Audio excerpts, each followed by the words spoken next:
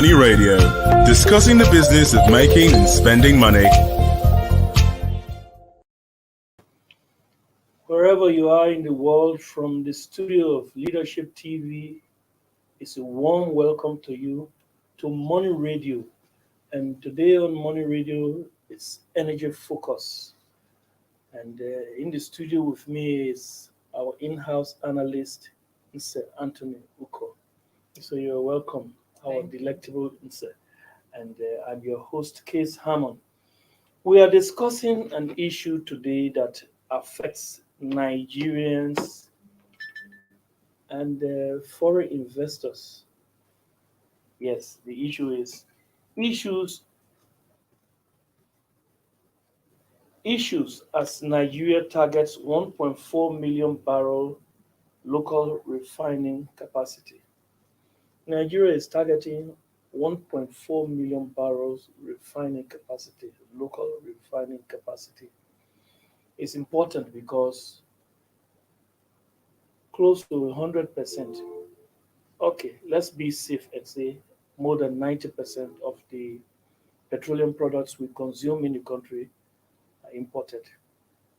So Nigeria has had issues with that for a long time. Issues concerning hard currency, as foreign exchange, and supply chain disruption. As I speak to you right now, there are queues at the filling stations in Abuja. And this is almost a bi-weekly occurrence. And those are some of the issues. So when we talk about local refining capacity, it's good news as the federal government is targeting such refining capacity. It's good news for Nigerians because if such a thing happens, then we will begin to have some succor and we'll have relief from the problems we are undergoing today. But there are issues, as the topic rightly says, issues as Nigeria targets 1.4 million barrels per day local refining capacity. So, what are the issues we're talking about here? Yeah, first of all, we would want to put the situation in perspective. Like you have pointed out, Nigeria, when it comes to the major petroleum products that Nigeria still consumes, which is petrol, Nigeria imports 100% of the petrol used within the country right now. And it means that where you're looking at um, 90%, you're now extending it to other products like the diesel, like say gas and the rest that Nigeria still has not developed, is not as widely used as the petrol that you and I use for our cars, for generating power and the rest of it.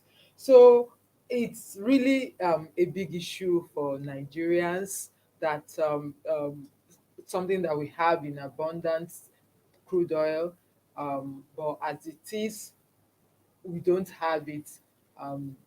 We don't have sufficient of it to use locally. We still have to depend on foreigners to refine this product for us. If I may, I just put in something there before we forget about it. What about our boys in the creek who are refining these products? Are we not putting them in the mix?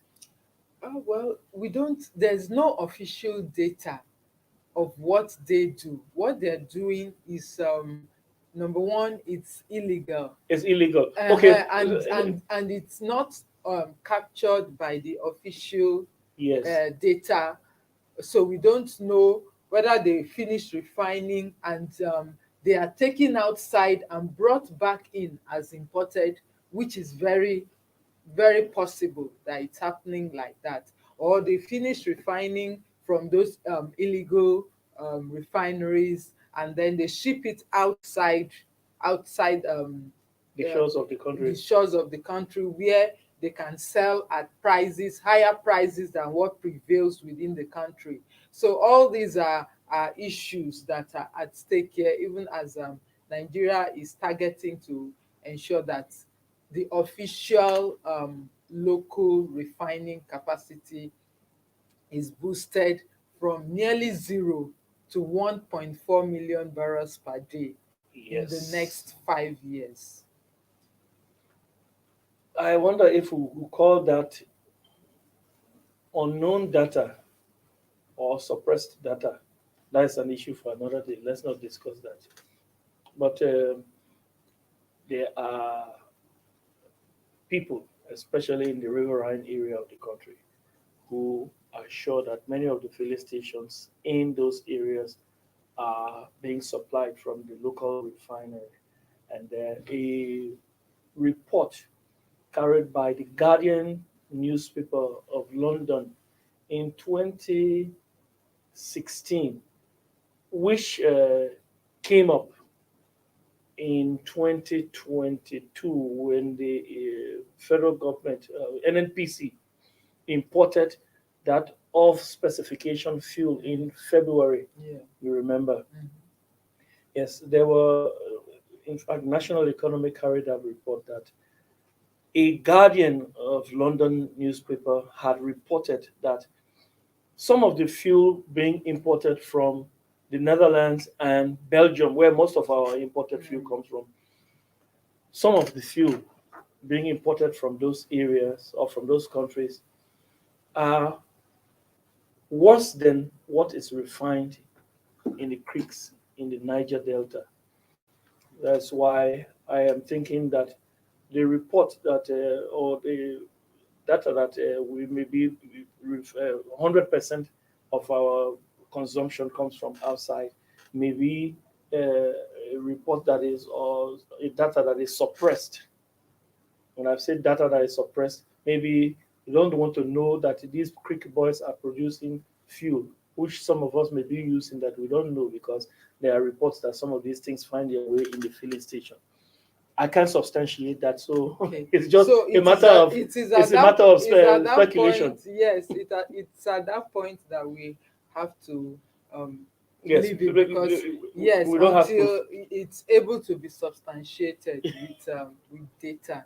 So we go by the Official data. official data. Very good. So how does Nigeria plan to go from zero to To 1.4 1.4 million million barrels. barrels per day in the next 5 years? That is a Herculean task. Yes. But good a thing, there are already structures on ground pointing that if every other thing that needs to be put in place is actually put in place, Nigeria would most likely actualize it, if not surpass it. Already we Okay. have the Dangote refinery. Yes, 200,000. No, That is 650,000 650,000 barrels barrels per day refining capacity. capacity. Yes, Yes, and then we have the Boa refinery, yes, that is 200. That is 200,000. That is 850. 850 Yeah, thousand refining capacity. yes. And then we have modular refineries, as much as 32 modular refineries are scattered around.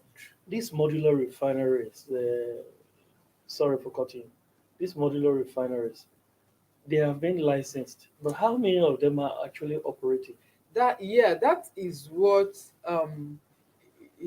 that's where the issues are generally, because the Boa refinery, the Dangote refinery, these are all big wigs Yes. who are going all out, and then because of the huge capacity that they intend to bring on the table, it's like everything is being made possible for these refineries to come on stream. We are expecting that if everything goes as planned, Dangote refinery, I do hope, is still coming on stream um, by this year, Third this quarter. third quarter of this year. And then the Boa refinery uh, in the southeast, in the south Akwa Ibom precisely, is scheduled to begin operation by next by 2025. You know, I don't want to sound pessimistic, but we are in the second quarter of Mm, 20. 22. Yes, we are actually at the third quarter of the second quarter. Mm, When I say the third quarter of the second quarter, um, the first quarter of the second quarter, I would say, is April. Then May, that is, say, 66% of the time gone. Then by the end of June, we'll have 99 or 100% of the second quarter. That means this third quarter we're talking about, this glory time, this hooray. There's a way one of the earlier explorers of the New World mm. expressed it. Mm, I've forgotten that. The Eureka, Eureka! the Eureka time. Yeah, yeah. Our Eureka is actually supposed to be just a little time ahead. Mm, People have tend to forget that Dangote refinery is supposed to come on stream in the third quarter, or it's promised to come on stream in the third quarter, but that time is just around the corner. I had forgotten because the promises that this thing would actually come on stream has been some who have been observing it say it's either the eighth or ninth promise we are waiting for now. But let's hope that this this is time, actually the last Eureka! promise. Of course, a lot is hinged on Dangote refinery coming on stream, um, in terms of easing the huge stress that Nigerians are going through when it comes to getting refining products for um, uh, a resource that is highly sufficient in Nigeria.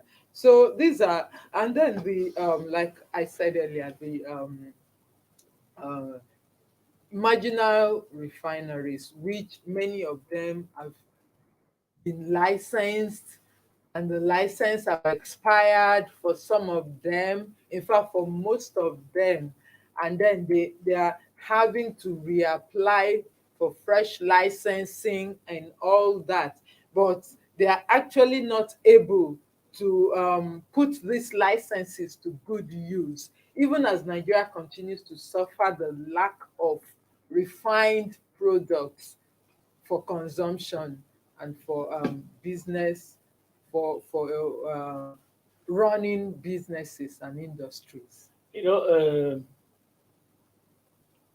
let's be frank. Some of these licensed modular refineries, there are reports. I haven't gone to those places yet, but there are reports that I've read that some of them they remain bush. Not even clearing has been done of the site. So one begins to wonder what might be the problem. And if you don't have to peer deep to know that it may be the issue of capital, capital, but not just capital. It may be fear of competition. So let's look at it. People may not have capital, and if you go to borrow money from the banks, they may ask, "What do you want to do with the money?" Of course, not they may, they Mm, will they ask. will. You will ask, "What do you want to do with the money?" And you have to lay it down to them what you intend to do with the money and how that venture is going to Pay pay back back the the capital capital, yeah, and then the and then interest. the interest. So they look into these things.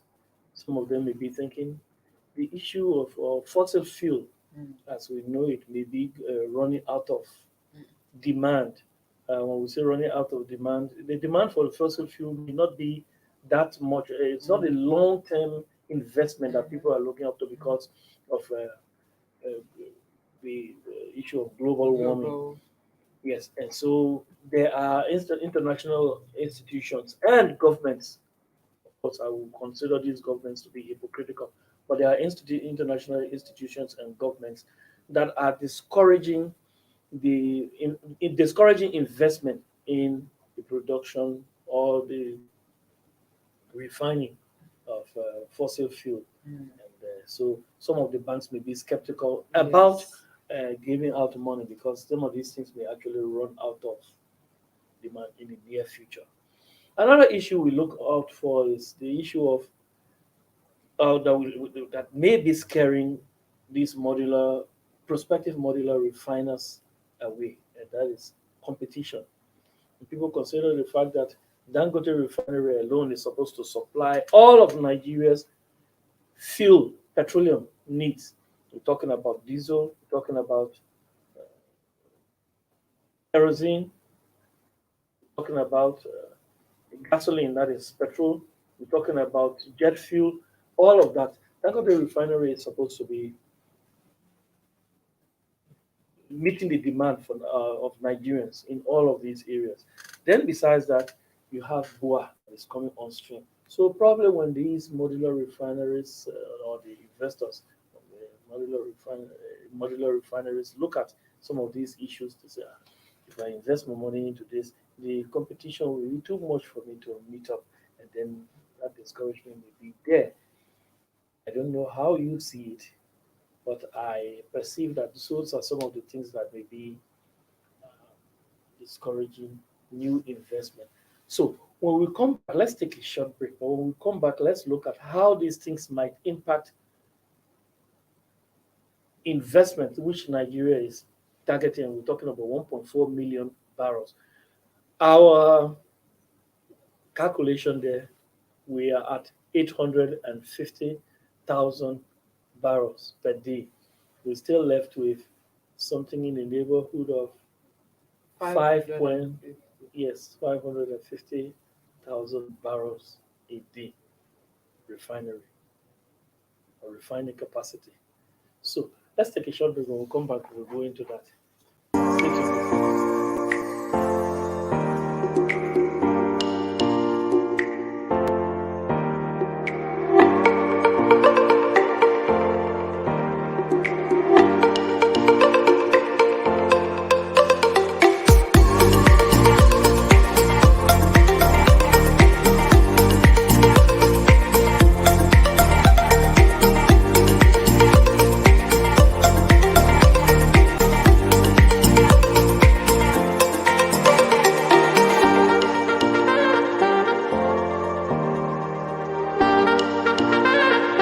For sponsorship and advert placements, please contact 080-3688-6158. Last Word Leadership Podcast Studio. You have the last word. Money Radio, discussing the business of making and spending money. Welcome back, viewers. You're still on to Money Radio. We're talking about issues as Nigeria targets 1.4 million barrels a day for local refining capacity. Still in the studio with me is Mr. Anthony Uko, and I'm your host, Case Hammond.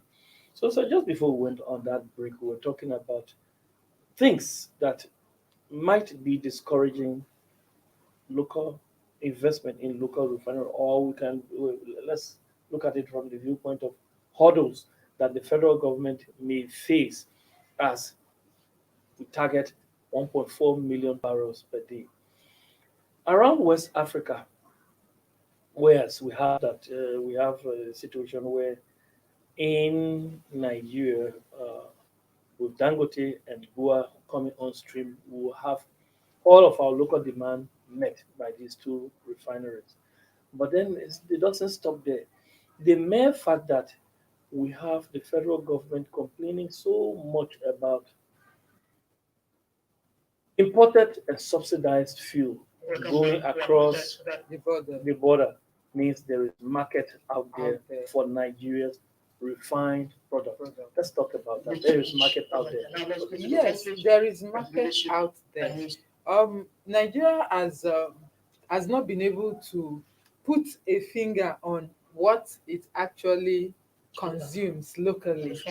But we've seen cases where monthly um, consumption goes out. Sometimes consumption goes as high as 100 million liters of petroleum product. I wonder. This thing is difficult to comprehend. Yes, From 35, from not long ago. 35, 36, and thereabouts, we have had instance where over 100 million liters was recorded, and then then it has an average of somewhere within about 50, 60, as the case may be. But it's being said, and rightly so, that the much of this imported products find their way to the neighboring countries. Yes. Like Benin Republic, Togo, Cameroon, all the neighboring countries whose value for petrol is not subsidized, and so it sells higher.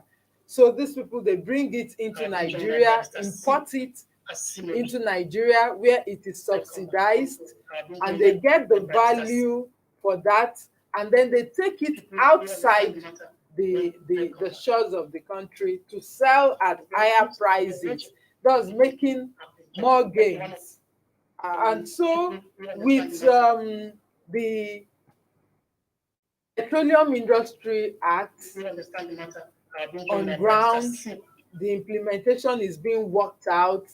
So it is envisaged that by the time these refineries become fully operational, one of the major issues of subsidy would have been taken care of. Yes. Yes, and so it will no longer be lucrative for the smugglers to take petrol out, because they will be getting it at the prevailing price, or the price that is they'll be getting it directly from the refineries, Yeah. not getting it from the one government imported Yes. to be consumed within. So they will not be able to make money from that area. So if they are buying from the refineries, and then they are importing outside, well, if they're going to gain from it, so be it. But that leaves the West African market open for the Nigerian refiners. Yes. And just the other day, I was doing a little research and I was calculating. In Ghana, we pay in the Federal Capital Territory here now, like Abuja, we pay 165, between 162 and 165 Fine. naira per liter of fuel. In Ghana, for the same quantity or the same volume of Yes. fuel, you'll be paying 600 naira, equivalent of 600 naira. That means that price differential Yes. is an incentive Mhm. for investment because, like you just said, that opens the whole West African market. So, even for example, if the local refiners, Boa, Dangote, and the modular refineries, we haven't talked about our normal, our old refineries, Kaduna, Port Harcourt, Yes. and Warri. We will come to that. Okay. That is an issue for another meeting. But that local refining capacity, like we were talking about earlier about the issue of competition, there shouldn't be that worry of competition because even if we saturate the local market The with local market. fuel, the West African market is there, Yes. the Central African market is It's there, there. and you can name it. And then we'll have this issue of after. Mhm. We have the entire African market. Africa market. So, take for example, from Nigeria, the Nigerian not container ship, but tankers Mm. can move through Togo, taking fuel, Benin Republic, Togo, Ghana, the Ivory Coast. There is Liberia there. There is Sierra Leone there. There is Guinea there. There is Gambia, the Gambia and Senegal. All of these All places of are these markets. markets. Then along the Central African area, of course, Gabon, they produce their own. Even Cameroon, they produce their own fuel, but it may not be as cheap as Yes. ours. So there is still market. And then we are not talking. We haven't even mentioned the northern part of Nigeria here, like Niger, Mm-hmm. Chad, Yeah. Mauritania. Mhm. All of these are markets. Markets. And the very fact that there is a price differential between the Nigerian market and these markets, you know that there is market there. Mm. So that issue of competition should not Should be not an be issue a for. Is disincentive. it a disincentive? It's actually Yes. an incentive. Yes, it should be an incentive. Yes. Having said that, what specifically is the federal government going to do? We mentioned earlier our four refineries that have Yes. been moribund. Moribund. Is it moribund? Which one is better a word to use? Coma or comatose or moribund? Which one is better? All of the above. So those refineries have been virtually useless. Yes. But actually, the federal government actually keyed production from refining from this re, The four refineries before into this refineries into this 1.4. 1.4. They're actually looking at getting 400,000 refining capacity from these four refineries that has become a sinking hole It's a for sinking hole. Nigeria's investment. It's an abyss. Yes. So we don't know how that is going to happen. How that is However, going to happen. I applaud the federal government for just that thought Mm, because they say in popular parlance, if you are aiming for the mountain, mm, aim you target beyond the mountain, the or mountain. yes, so that where you fall short, Mm. that stone or whatever will Mm. hit the mountain. Yes. You know. Yeah. Very Okay. important. A quick one here. Another issue that is we have seen here that for Nigeria to be able to actualize this 1.4 million barrels refining capacity locally, the modular refineries will play a key role in it. However, a lot of them have complained of investment, and their investment comes in hard currencies, Yeah, in foreign currency, and with the current scarcity and volatility of uh, the naira. the Yeah, naira, it becomes rather difficult first to access the the dollar, and then making the investment and the returns and everything. So they have also appealed to the federal government for a special window, a special foreign exchange window for them to be able to um, facilitate their own investments and their operations as they play a key role towards achieving this 1.4 million barrels. question Yeah. remains: will they? Can they? We are talking about just about 150,000 left because you talked about the 1.4. Sorry, you talked about 400,000 being 400,000. targeted. So Yes. from 800, Dangote is 650. Bua 200 makes it, which makes it 850. 850. 400,000 from the four refineries. That is Well, 1.2. therefore, it's open. So, because we may get it, we may not get it. Okay, If we've that's not gotten it in how many years? But that's a okay. wide gap. 1.25. We Yeah. still have 150,000 barrels Yes. left. Then that is supposed to come from the local, the From the modular refineries. Yes. Can they? Uh, let's hope they will. Well, let's hope the federal government will be able to give them Actually, foreign yes, and then actualize. Just before we go, let me just chip in something. Is it not possible that these so-called modular refineries can't can't they do some kind of merger arrangement with the boys in the creek? Maybe something got to come out of there. Something may come out of there. Can there be a merger? I can see that you're so passionate about this Yes. voice. Those boys are producing fuel. Take it or leave it. They are producing fuel. So those boys, that is the illegal refineries, Yes. those licensed Refineries. modular refineries can actually merge with them, and they can get something out. And then they can be monitored. Taxes can come out of that for the government. That should be encouraged. I think. Yes, I think it's left for the federal government to look at how to go about legalizing the operations Yes, of this The boys in the the creek. boys in the creek. So you're the one calling them the boys in the creek. Having said that, we want to say thank you very much for being here today again on Money Radio. And this has been the energy focused segment of the program. We want to say thank you to our producers, but our biggest thanks go to you who follow us loyally on this program. We'll be back tomorrow with another edition of Money Radio, and that is supposed to be transportation segment of the program. Until then, have a great day. My name is Case Hammond. God bless you.